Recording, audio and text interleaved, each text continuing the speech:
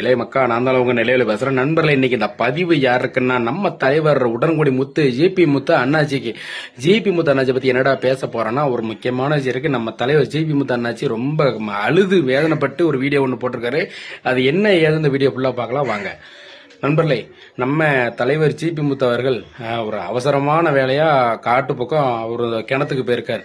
சரி, அவங்க தோட்டத்துக்கு போயிருந்தப்போ ஒரு சம்பவம் நடந்திருக்கு. என்னன்னு பாத்தீங்கன்னா, தலைவர் போகும்போது அவர் காலில் அந்த கண்ணாடி பீங்கான் இருக்குல்ல, அது அவர் காலில் தலைவருக்கு பதம் பார்த்துருச்சு.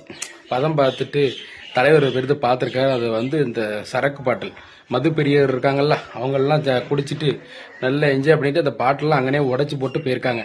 இதை பார்த்தோன்னு நம்ம தலைவர் ரொம்ப ஆவேசப்பட்டு அழுது ஒரு பதிவு போட்டிருக்காரு. என்னன்னா, இப்படி பீங்கான் பாட்டில் இப்படி உடச்சி போட்டு பெருக்கிறார்.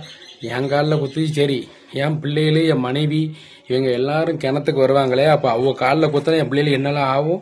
இதே மாதிரி உன் வீடு உங்க தோட்டம் வச்சுன்னா நான் இது மாதிரி உடச்சி போட்டு போனோம்னா உங்க காலையும் உங்க அக்கா தங்கச்சி காலையும் உங்க மனைவி காலையிலே குத்தினா நீங்க எப்படி இருப்பியோ, உடுவில இந்த மாதிரி இதுக்கெல்லாம் அடுத்த இந்த மாதிரி உடைக்கியோ அப்படின்னு சொல்லி தலைவர் வேதனைப்பட்டிருக்காரு. இது உண்மையான விஷயம் தலைவர், 100க்கு 100 விஷயம். நீங்க சொல்றது தப்பு இல்லை, கரெக்ட் ஐயா. இதே மாதிரி தான் நானும் சொல்றேன். இவங்க இந்த மாதிரி கிணத்து காட்டில் மட்டும் பீங்கான் உடைக்கல, ஆத்துக்கு குளிக்க போனாலும் சரி, ஆத்துக்கு குளிக்க போனாலும் அங்கேயும் பீங்கான்லாம் உடச்சி போட்டு காலில் அது ஏறி இன்ஃபெக்ஷன் ஆகி செப்டிக் ஆகி இதே மாதிரி தான் எல்லாரும் வேதனைப்படுத்தாங்க. குடிக்கிறவங்க அவங்கவுங்க பாட்டில் ஒன்று ரோட்டில் உடச்சி போட்டு போயிருந்தாங்க, இல்லைன்னா கிணத்து காட்டில் குளத்துல தண்ணிக்குள்ள மாதிரி உடச்சி போட்டு போனால் நம்ம தண்ணியை தச்செல்லாம் இறங்குவோம், அது காலை பதம் பார்த்துரும். தயவு செய்து யாரும் இந்த மாதிரி வேலை பார்க்காதீங்க.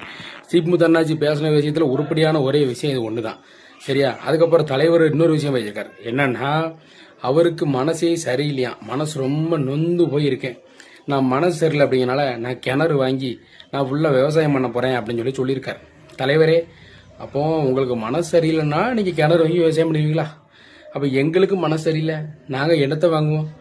சரி, உங்களுக்காவது யூடியூப்பில் பெரிய பெரிய சேனலில் லட்சக்கணக்காக சம்பளம் கொடுக்காங்க, நீங்கள் தோட்டம் தருவு வாங்குதியா மனசு சரியில்லைன்ட்டு? அப்போ நாங்கள் என்னத்தை வாங்குவோம்? இல்லாதவங்க நீங்களே சொல்லுங்கள்.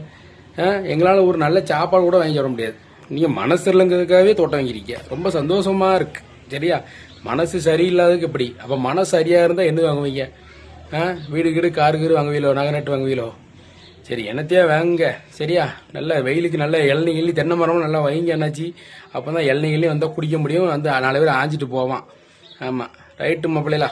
இந்த வீடியோ பிடிச்சா லைக் பண்ணி கமெண்ட் பண்ணி சாப்பிட்டு மறக்காமல் நம்ம பேப்பர் ரெடி 248 சேனலில் சப்ஸ்கிரைப் பண்ணி பெல்லாமிக்கிறங்க. நன்றி, வணக்கம்.